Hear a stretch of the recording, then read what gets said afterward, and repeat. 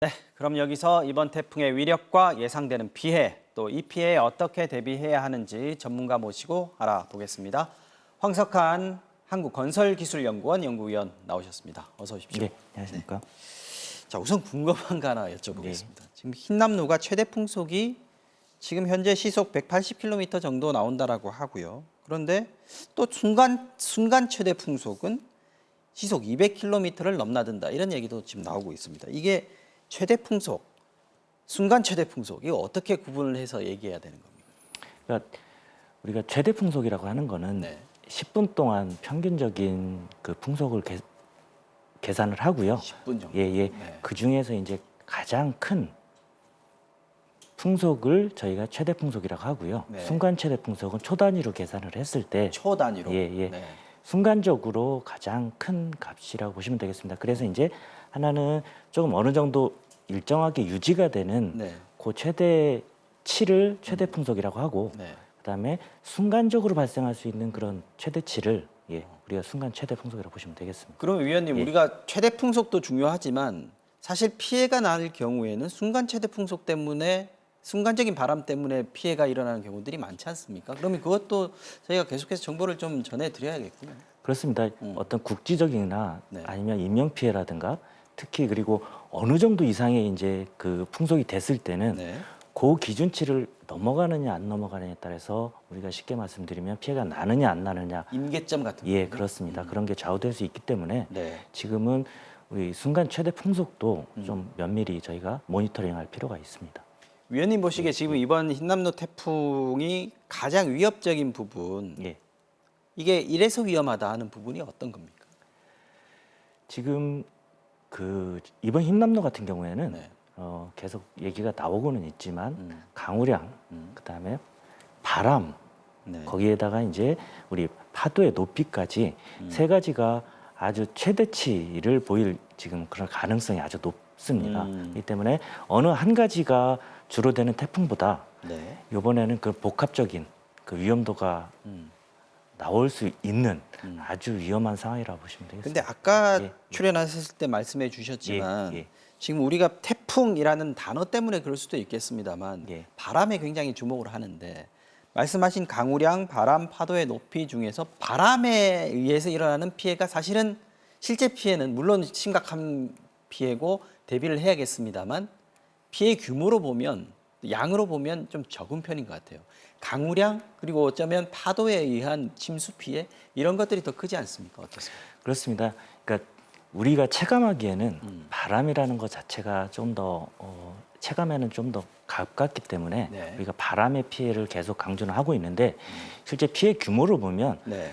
홍수라는 측면이 더 피해 규모가 광범위하고 심각할 수가 있습니다. 그건 왜 그러냐면 네. 바람이라는 거는 어느 정도의 우리가 대비책이나 방비책이 존재를 하지만 침수라는 부분들은 일단 침수가 되고 나면 네. 그 상황에서 벗어나기가 상당히 어렵고 어떤 순간적인 방비책을 만들기가 어렵습니다. 그렇죠. 그렇기 때문에 홍수는 사전에 대피를 하거나 어떤 사전 긴 시간 동안 준비를 해야 되는데 네. 이런 부분에서 저희가 대비하기가 좀 어려운 부분들이 있어서 네. 바람이나 이런 것들에 비해서는 체감은 좀 낮지만 실제로 홍수 피해는 아주 더 광범위하고 더 크다고 볼 수 있습니다. 위원님 지금 계속 예. 태풍 경로 보시지 않았습니까? 예. 지금 지나가는 경로 중에서 보시기에 이 지역 정말 위험하다. 지금 미리미리 조금 더 신경 써서 대비해야겠다 하는 부분 있으면 좀 구체적으로 좀 말씀해 주십시오. 일단 바람의 영향, 네. 그 위험도가 가장 높은 부분들은 네. 지금 태풍이 지나가는 중심점을 기준으로 그 좌우에 있는 지역들이니까 네. 주로 남해안에 있는 창원이나 부산, 네. 그다음에 동해안, 울산 이런 쪽일 거고요. 네. 그다음에 이제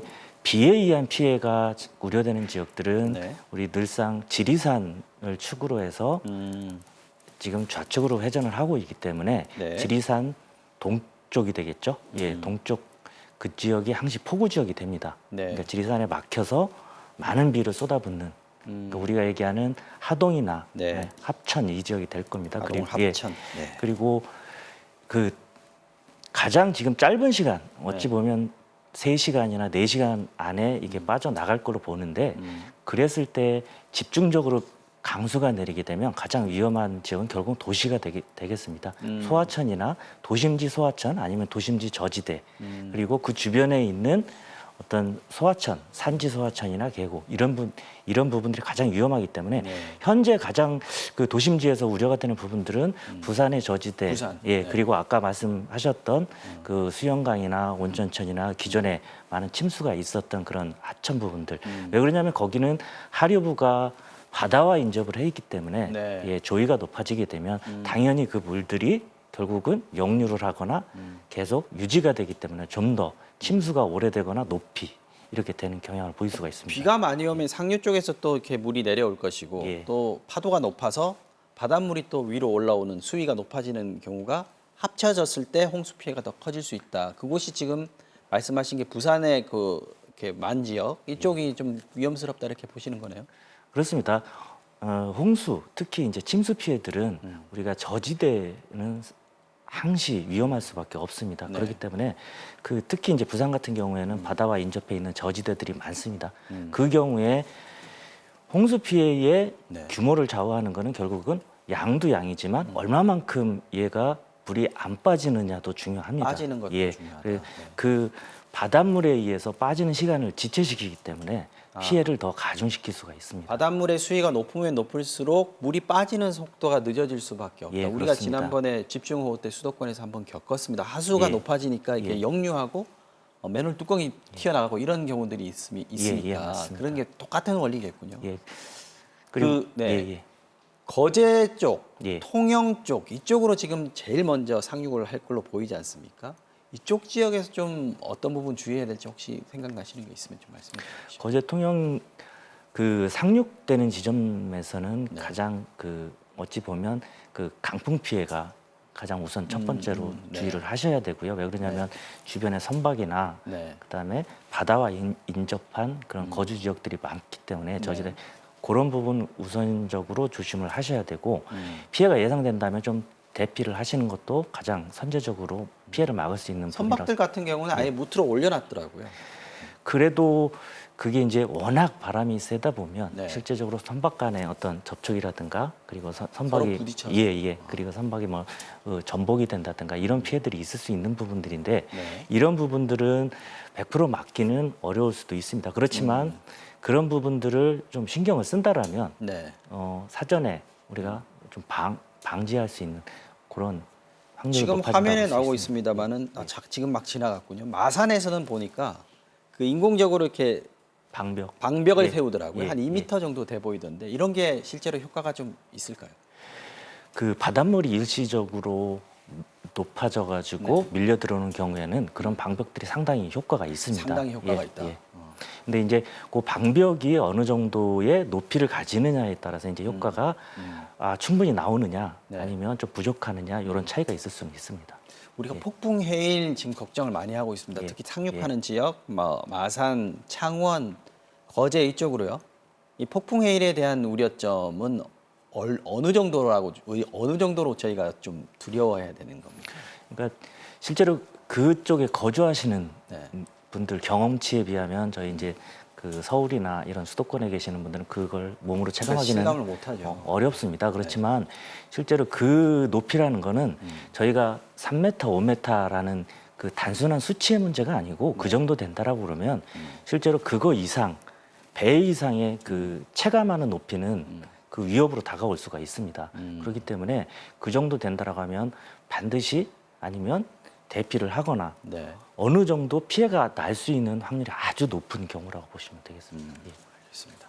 자, 아까 비 피해가 좀 더 심하다 이런 얘기 하셨어요. 예. 근데 특히 지난 집중호우 때 수해를 입었던 지역들도 이번에 태풍 때문에 또 마찬가지로 피해를 입을 가능성이 있단 말이죠. 예.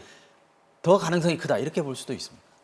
그렇습니다. 어찌됐든 간에 그 피해를 입었다라는 것 자체는 아직까지는 그 지역에서 어떤 우리 뭐 토양이라든가 그다음에 집안이라든가 네. 이런 부분들이 상당히 약해져 있고 아니면 붕괴되어 있다라고 보시면 되겠습니다. 그런 이미 상황 취약한 지역이 돼버렸다. 이미 어느 정도 이 취약한 지역이 돼 있는데 네. 거기에 이제 다시 비가 내린다는 것 자체는 더 취약한 지역을 만들 수 있기 때문에 그런 지역에서는 더 위험이 높고요. 그리고 이번 태풍이 오면서 이제 좀 특징적인 부분이 네. 실제로 태풍 주변의 비구름대도 문제지만 네. 실제로 수도권 쪽에 또 하나의 우리 온대성 저기압이 생겼거든요. 반경이 상당히 크고 예. 또 다른 저기압이 예, 생겼네요. 예, 그거는 전선성이라고 보시면 되는데 네네. 그렇기 때문에 우리가 이제 대부분 수도권에 계신 분들은 태풍이 제주도나 남쪽에서 지금 올라오고 있다라고 생각을 하시는데 네. 실제로 그 영향이 수도권에도 지금 미치고 있거든요. 한강 수위가 올라가고 중랑천 수위가 올라가고 이런 부분들이 조금 체감하는 거하고 괴리가 있을 수 있습니다. 그렇기 때문에 수도권에 계신 분들도 조금 더 그런 것을 주지하셔서 경각심을 가질 필요가 있습니다. 실제로 좀 대비할 수 있는 방법 예. 중에서 지금 이 시각에 예, 예. 지금 내일 새벽까지 시간이 얼마 남지 않았습니다만 지금 할 수 있는 거 뭐가 있을까요? 위험 지역에 계시다. 그래서 지금 시각에서는 뭐 밖에 나가서 우리가 뭔가를 조치하거나 이러기에는 한계가 있는 거고요. 지금 시각에서는 위험 지역에 있는 그 쉽게 말씀드리면 노약자라든가 취약계층에 그러니까 그 저희 어머님이 될 수도 있고 아버님이 될 수 있는 그런 분들이 우려가 되신다면 반드시 전화로 그분들을 좀 안전한 곳으로 대피하실 수 있게 좀 전화를 드리거나 아니면 본인이 진짜 위험 지역에 있다라고 생각이 든다라면 조금 더 선제적으로 좀 안전한 지역으로 가셔서 하루 정도 지내고 오시는 것이 가장 좋은 방법이라고 할 수 밖에 있겠습니다. 나가지 않는 것이 중요하고 혹시 그 안에 집 안에 있는 게 위험하다면 대피를 예, 하셔라. 예, 예. 알겠습니다. 여기까지 듣겠습니다, 위원님. 자, 황석환 한국건설기술연구원 연구위원이었습니다. 고맙습니다. 예.